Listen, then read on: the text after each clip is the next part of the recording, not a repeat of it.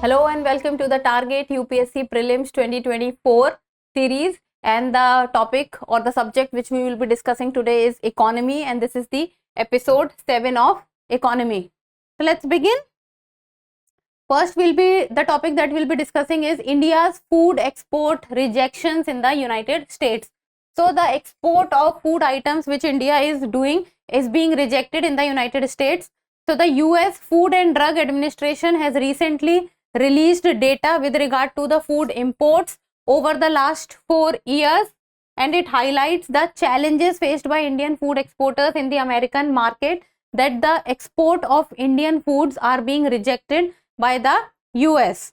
So among the countries exporting food to the US basically are India, Mexico and China, and these are the countries which are facing the highest rate of refusals, with India's rate being particularly notable.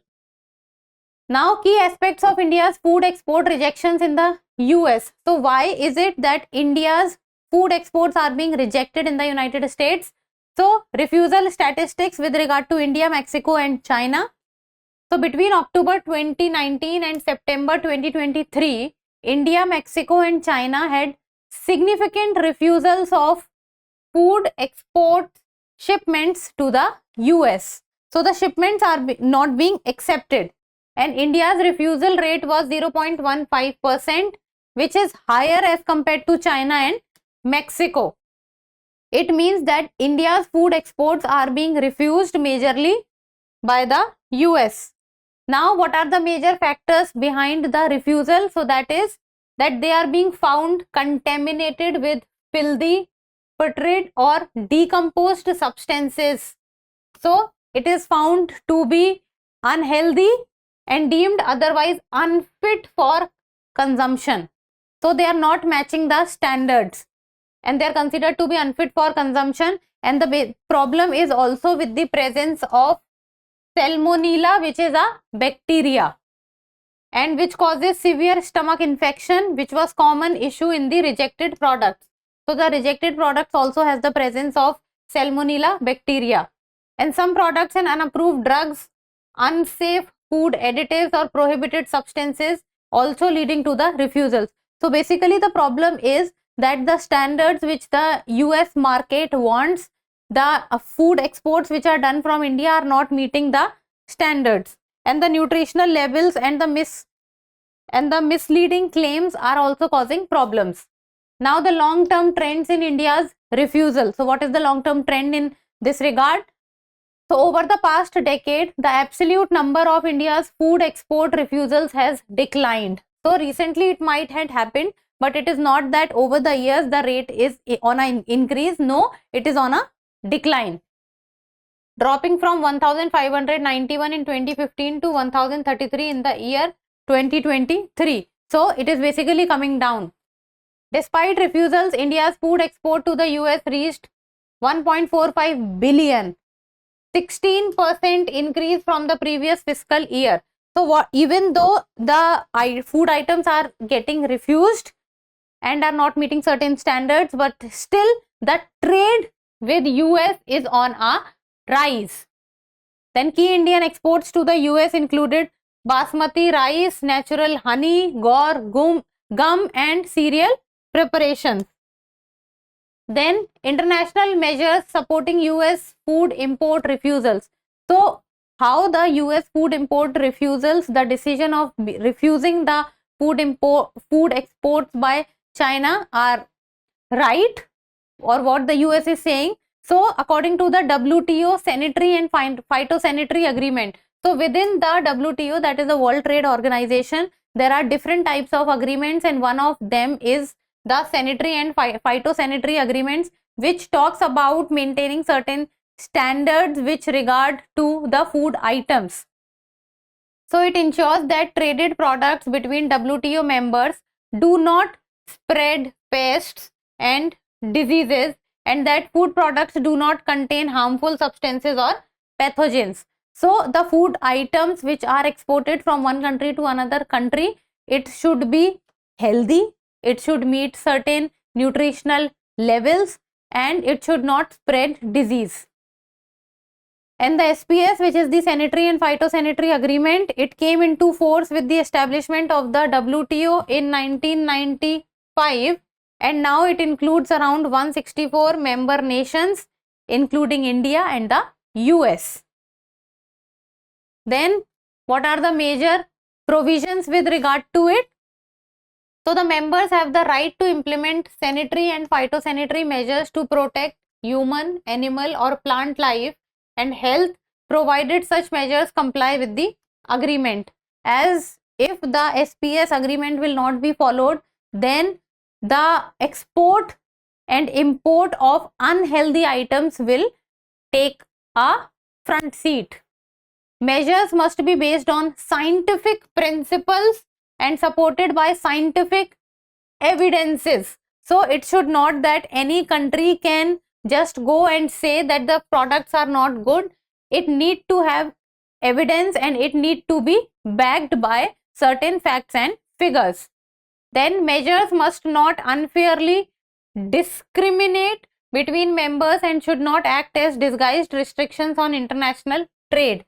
So it should not be like that the member countries can do trade with each other while the countries which are not member of WTO, these kind of agreement applies on them. No, that does not happen. Then members are required to accept equivalent sanitary and phytosanitary measures from other members even if they differ from their own, as long as they meet the importing members level of protection. So in this case, it is not that the exporting countries or whatever the country which is exporting items, their nutritional value or terms and conditions will be taken into consideration. No, in this case, the importing country, so the country who is importing the products, that country's nutritional value and standards needs to be maintained.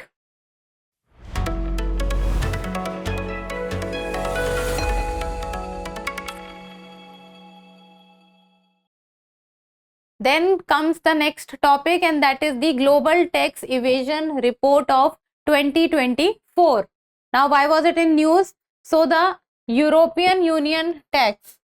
So, the European Union Tax Observatory has released the Global Tax Evasion Report of 2024, and it sheds light on crucial issues related to tax evasion, like the global minimum tax on billionaires and efforts to tackle tax evasion. So it is basically how tax evasion takes place.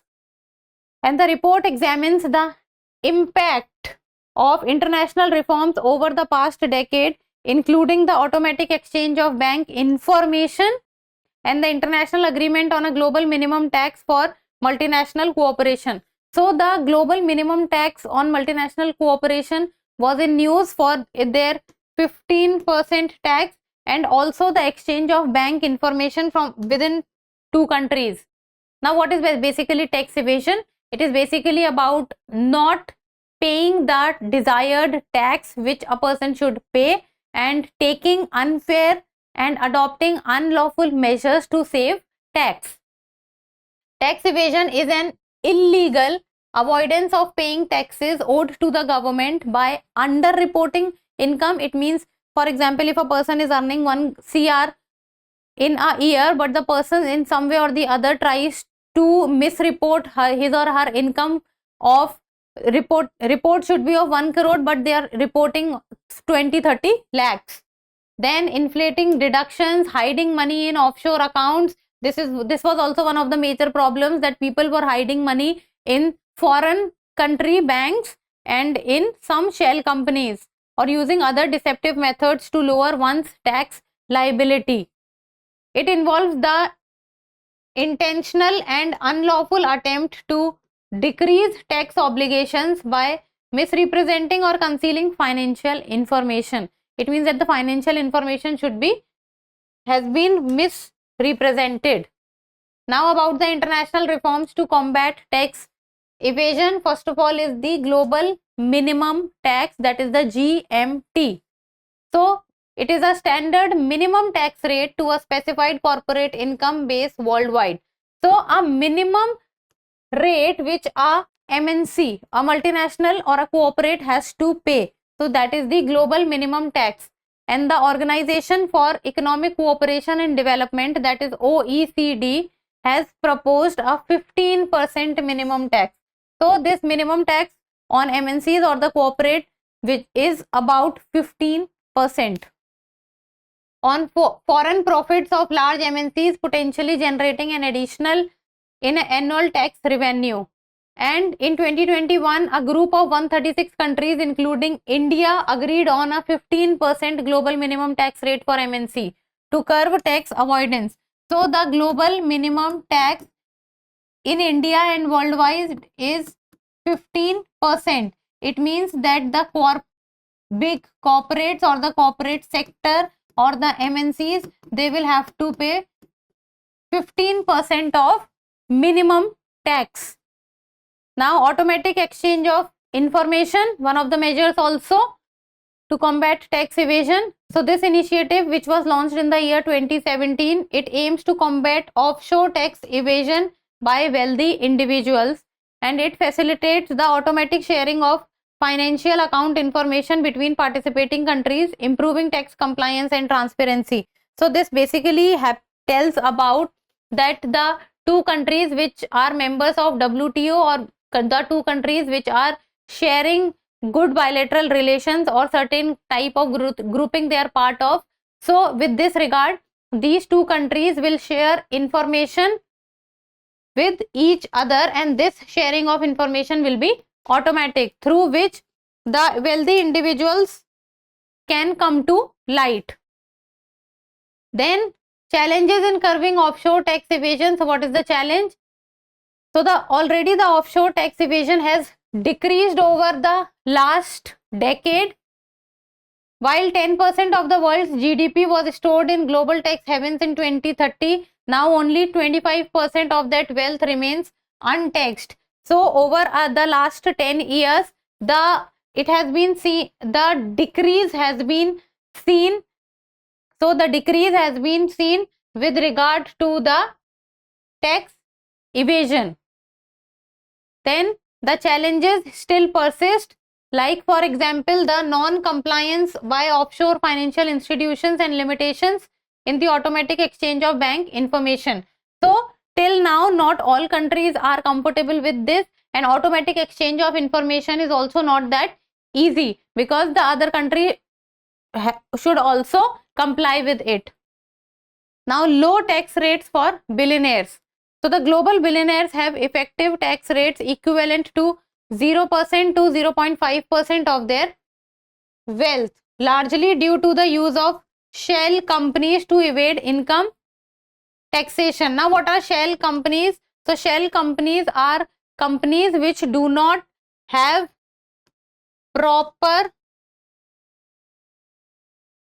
working environment, or they do not have proper operations. And so what happens is, through these shell companies which do not have proper operations and they are not even registered properly, so the wealthy individuals, they transfer money with the help of shell companies to safe environment. Now, profit shifting by MNCs. So the MNCs have shifted around 1 trillion to tax havens in the year 2022, representing 35% of profits earned outside their home countries. And the report notes the trend of greenwashing the global minimum tax. Now, what happens many a times, we see that greenwashing means that on the name of environment, the certain companies, they misinterpret, or they just fabricate the information that whatever product they are making, or whatever process they are following in making of the product is beneficial for the environment. And then with this regard and in this name, they take the credit from the government, which helps them in reducing their taxes. And that is why it has been termed as greenwashing the global minimum tax. So this helps the corporate to save taxes while they are not even doing the good for the environment also. Now, importance of policy choices. Tax evasion, wealth concealment, profit shifting to tax havens, they result from policy choices or the lack of necessary policies. And there's a need to evaluate tax policies' effects and improve them for sustainable tax system. So we need to develop something which will help in sustainable tax systems. Then government measures to curb tax evasion. So what has the government done till now to curb tax evasion? First is e-invoicing. So that is electronic invoicing. It helps track business transactions and prevent tax evasion, and transparency increases with regard to it, and objectivity also. Fugitive Economic Offender Act of 2018, it aims to seize assets of individuals who flee the country to avoid legal proceedings for economic offences. So if we see that there are so many cases in our country that the offender has fled from the country to some other country. So in that case, the assets of the person will be seized. Then Black Money and Imposition of Tax Act 2015 targets undisclosed foreign income and assets to curb black money. So undisclosed foreign income and assets should be opened. Prevention of Money Laundering Act of 2002. It seeks to prevent money laundering and related activities. It means that the money should not go out of the country easily. Next comes the topic of Supreme Court's ruling on capital taxation for telecoms. So the Supreme Court ruled that payment of entry and variable annual license fee by telecom companies should be considered capital expenditure rather than revenue expenditure. So whatever is about the entry payment fee and the variable annual license fee, it should be regarded as the capital expenditure, not the revenue expenditure. Then what is the ruling? So it talks about that the payments made by the telecom companies to the Department of Telecommunication as entry fees and annual license fees, they should come under the new telecom policy of 1999 and should be considered as capital expenditure, not revenue expenditure. Then these fees may be amortized in accordance with section 35A(bb) of the Income Tax Act. Now, how the accounting treatment would be changed? So the telecom companies previously treated license fee as expenses, allowing deductions year to date for tax purposes. So for tax purposes, this was helping in nature. The ruling requires a shift to treating license fee as capital expenses, which must be amortized over the license holding period. So in tax purposes, this will act differently now. Now, initial impact on cash flow. So for a temporary period of time, this will be leading to the reduction in cash flow, because now from revenue it will shift to capital expenditure. It may also result in higher EBITDA and also higher PBT. Now EBITDA is earnings before interest, taxes, depreciation and amortization, and PBT is profit before tax. Now financial strain. So it will put more financial strain on the companies to obtain licenses. Then uncertainty about retrospective application. So the Supreme Court ruling does not specify whether the new accounting structure should be applied retrospectively. So about the retrospective application, things are not clear as of now. Understanding amortization. Now what is amortization? It is an accounting process used to spread the cost of an intangible asset or a capital expense over its useful life. So intangible asset means something which you cannot touch. So cost of an intangible asset or a capital expense over its useful life. So whatever is the life period of the product or the asset, then the cost should be spread over the lifetime. Purpose: it allocates expenses to match the cost of the asset with the revenue it generates over time. So the asset cost will be taken into consideration, and also the amount which the asset is generating over the time. Application: this involves dividing a large expense into smaller portions. That is true. and recognizing those portions as expenses on financial statements over a specific period of time. Next comes the topic of proposed reforms for multilateral development banks, that is the MDBs. So a G20 expert panel has recommended that the MDBs shift their approach from funding individual projects to focusing on sector specific programs and long-term transformation plans. So from individual projects, they should focus on the sector specific program and for long-term transformation plans. Then what are MDBs? Important point, from here the question can be asked, because if you will read the PYQs, you will see questions have been asked from this part. So about the MDBs, so the definitions are, they are international institution comprising of developed and developing countries, and they offer financing and technical assistance for projects in various areas like transportation, energy, urban infrastructure and waste management. Then the roles which the multinational development or the multilateral development banks play.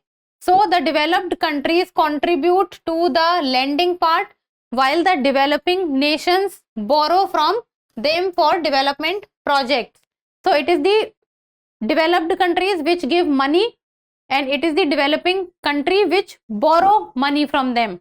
Now the purpose is to support the low income and middle income countries in areas such as poverty reduction, infrastructure development and human capital formation. So the low income and the middle income countries can take money. Example, MDBs include the World Bank Group, Asian Development Bank, African Development Bank and the Inter-American Development Bank. And we all know that World Bank has played a very important role in funding the various projects of our country. Now, what are experts advocating for reforms within the MDBs? What are the reasons for bringing out the reform? First and foremost is the climate crisis. So the climate crisis necessitates reforms to address global challenges, especially in emerging markets and developing economies. Because of the climate crisis, the market is changing on a very large basis. Then long-term transformation. So they should align their work with the sustainable development goals which are identified by the various national governments, and on the basis of which the goals of the international market or the national government should be based. Private sector engagement, then greater private sector engagement should be central to MDB operations, because the private sector plays a very important role in moving the economy of any nation forward. Then national involvement. National governments should have a more prominent role in shaping a unified vision of goals, policies, investments and financing. So, role of MDB in India. World Bank's commitment to India, it was established in 1944, has committed around USD 97.6 billion in lending to India for both active and closed projects. So the projects which are working and the projects which has already been done.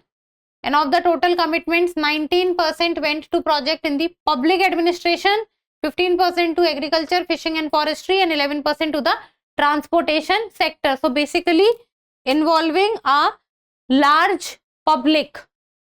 Now Asian Development Bank involvement. So the ADB is based in, the headquarters is in Manila, Philippines, established in the year 1969 and has committed 59.7 billion in assistance to India for both project and technical assistance. So India is a member of ADB. India was a founding member. Then second comes the Asian Infrastructure Investment Bank contribution. So it is headquartered in Beijing, China, founded in the year 2060, and India is also a member of it. You can say the founding member. Next comes the topic of crop switching for sustainable agriculture. Sustainable agriculture means the agriculture for the future. So a recent study was published in the journal Nature, and it talks about and it focuses on water consumption and sustainable agriculture in India's northern plains, particularly in the Indo-Gangetic region. So the patterns of water consumption. Then key findings from the study, that is water conservation through crop switching. Water conservation through crop switching. So it was about replacing rice with millets during the Kharif season and shifting from wheat to sorghum in the Rabi season. It can reduce water consumption in the Indo-Gangetic plains by 32% and boost farmers' profit by 140% because the shifting will take or work with regard to less water and more profits. Second is beyond water conservation, going much beyond the point of water conservation. So that is about the crop switching. It can improve water savings by around 55% in the Kharif season and 9% in the Rabi seasons. And the farmer's profit can increase by 139% and 152%, and the calorie production will also increase by 39%. Then difference between crop switching or drip irrigation, or how does both of it works. So crop switching outperforms drip irrigation in reducing groundwater depletion and energy savings. So in reducing groundwater depletion and energy savings, the crop switching outperforms the drip irrigation. Drip irrigation improves net groundwater recharge by 34%, while crop switching achieves a 41% improvement. Then a combination of crop switching and drip irrigation shows the greatest improvement in net recharge at the district level and reduces groundwater depletion by around 78%. So the groundwater depletion will be reduced at a very high percentage. Then comes next, that is the multi-objective approach, which is essential for achieving a balance between water conservation, increased calorie production and higher farmer income. So the income of the farmers will also benefit, calorie production will also benefit, and water conservation will also benefit. And it will, the profit maximizing approach will also increase profits but also reduce calorie production. So the calorie production will go down while the profits will go up. Then comes the next point, that is the nutri-cereals for improved nutrition. So shifting to nutri-cereals including sorghum and pearl millet, that is bajra, it can lead to 46% increase in protein production. So 46% increase in protein production, 353% increase in iron production, 82% increase in zinc production, and this will benefit the consumer with regard to the nutritional values. Then comes the topic of CBDT directives on angel tax. So CBDT stands for Central Board of Direct Taxes. Its directive on the angel tax. So it has issued directives with regard to startups which are so the startups are recognized by the DPIIT that they should not come under the burden of angel tax. Now new directives related to startups are that it has directed the officers to refrain from scrutinizing the angel tax provisions for startups recognized by the DPIIT. And they respond to concerns raised by startups about scrutiny notices for angel tax. Now single issue scrutiny, it is initiated solely to determine the applicability of section 56 of the Income Tax Act. Then multiple issue scrutiny, so it is when a recognized startup is under scrutiny for multiple issues which are under the Income Tax Act. So it will not be pursued during the assessment proceedings. So whether it is about the single issue scrutiny or a multiple issue scrutiny. Now what is basically the angel tax? Now this is the most important point. What is angel tax? And you need to know that about angel tax, and then the startups which are recognized by the DPIIT, they will not come under the provisions of the angel tax. So it is an income tax levied at a rate of 30.6% when an unlisted company issues shares to an investor at a price higher than its fair market value. Now there is a unlisted company. It is not listed on the share market, but in advance it is giving its shares at a much higher price than the fair market value. So there is a fair market value which is in accordance with the market scenario. So it gives the unlisted company gives the shares at a much higher rate than the fair market value. So the angel tax applied only to investments by resident investors earlier, but now it has not only restricted to resident investors, the foreign portfolio investors are also coming under it, and the foreign investors are also under the angel tax. And the DPIIT recognized startups are now exempt from the angel tax levy. So the startups which are recognized by the DPIIT, they do not come under the angel tax. Then the finance ministry exempted investors from 21 countries such as the US, UK, France from the angel tax levy for non-resident investments in Indian startups. So some major government initiatives related to startups. So what are those initiatives? National Initiative for Developing and Harnessing Innovations, that is the Nidhi scheme.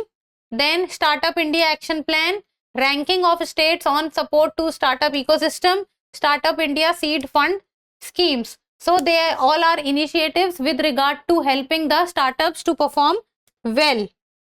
Then what is the Central Board of Direct Taxes? So CBDT is basically a statutory authority which is established by the Central Board of Revenue Act 1963. It is an internal component of the Department of Revenue within the Ministry of Finance. So remember the ministry, which is Ministry of Finance, and it contributes to the formulation of policies and planning related to direct taxation in India and oversees the enforcement of direct tax laws through the Income Tax Department. So it basically sees that how the policies and planning related to the taxation system in India is being worked upon. Direct taxes encompass income tax, corporation tax and similar categories. So direct tax is example of direct taxes are income tax, corporation tax or etc. Like for example, GST is an example of indirect tax. So this was about CBDT and this was the last topic of today's class. So the topics that we discussed in today's class was about CBDT directives on angel tax, crop switching for sustainable agriculture, proposed reforms for multilateral development banks, Supreme Court's ruling on capital taxation for telecoms, Global Tax Evasion Report 2024, India's food export rejections in the United States of America. So these are the topics that we discussed today, and that was episode 7 of Economy. So that's all for today. Thank you so much for watching. Till we meet next time. Keep reading, keep writing and keep subscribing to the channel. Thank you. For more informative content, like, share and subscribe, and do not forget to press the bell icon to get the notifications.